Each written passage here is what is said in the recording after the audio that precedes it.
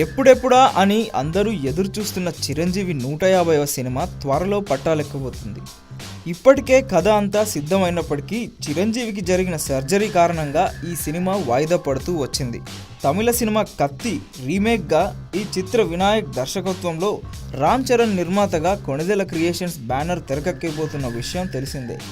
తమిళ కత్తి సినిమాలో ముఖ్యమైన పాత్ర అయిన తోతా రాయ్ చౌదరి పాత్రలో ఇప్పుడు ప్రముఖ టాలీవుడ్ హీరో జగపతి బాబు నటిస్తున్నాడన్నది విశ్వసనీయ వర్గాల సమాచారం. ఇప్పటికే బాలయ్య జూనియర్ సినిమాల్లో నెగిటివ్ రోల్లో నటించి ప్రేక్షకుల ఆదరణ పొందాడు జగపతి బాబు.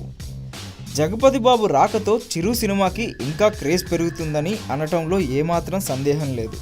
అంటే ఇప్పుడు చిరు కత్తికి జగపతి బాబు అడ్డుపడుతున్నాడన్నమాట. ఇప్పటికే చిరు తమిళ రీమేక్గా ఠాగూర్ సినిమాని తెరకెక్కించి బిగ్గెస్ట్ హిట్ అందుకున్న వినాయక్ ఈ సినిమాతో ఎన్ని రికార్డ్స్ కొల్లగొడతాడో వేచి చూద్దాం.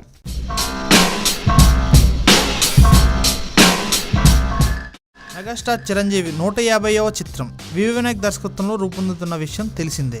ఇది తమిళ్ చిత్రం కత్తికి రీమేక్.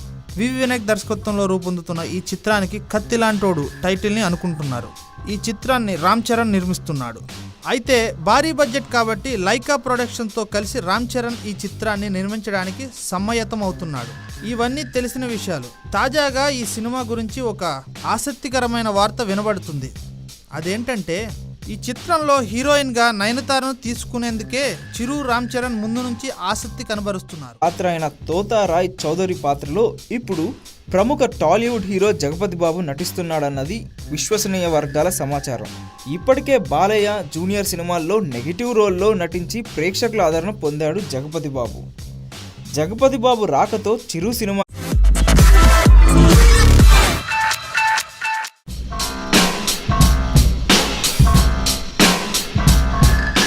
ఎప్పుడెప్పుడా అని అందరూ ఎదురు చూస్తున్న చిరంజీవి 150వ సినిమా త్వరలో పట్టాలెక్కబోతుంది. ఇప్పటికే కథ అంతా సిద్ధమైనప్పటికీ చిరంజీవికి జరిగిన సర్జరీ కారణంగా ఈ సినిమా వాయిదా పడుతూ వచ్చింది.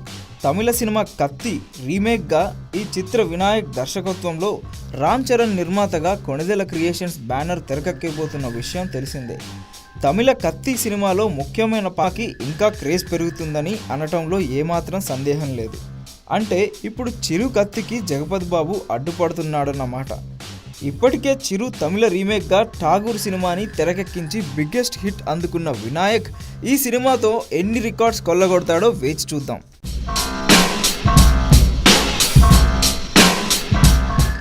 మెగాస్టార్ చిరంజీవి 150వ చిత్రం వినాయక్ దర్శకత్వంలో రూపొందుతున్న విషయం తెలిసిందే. ఇది తమిళ్ చిత్రం కత్తికి రీమేక్. వినాయక్ దర్శకత్వంలో రూపొందుతున్న ఈ చిత్రానికి కత్తి లాంటోడు టైటిల్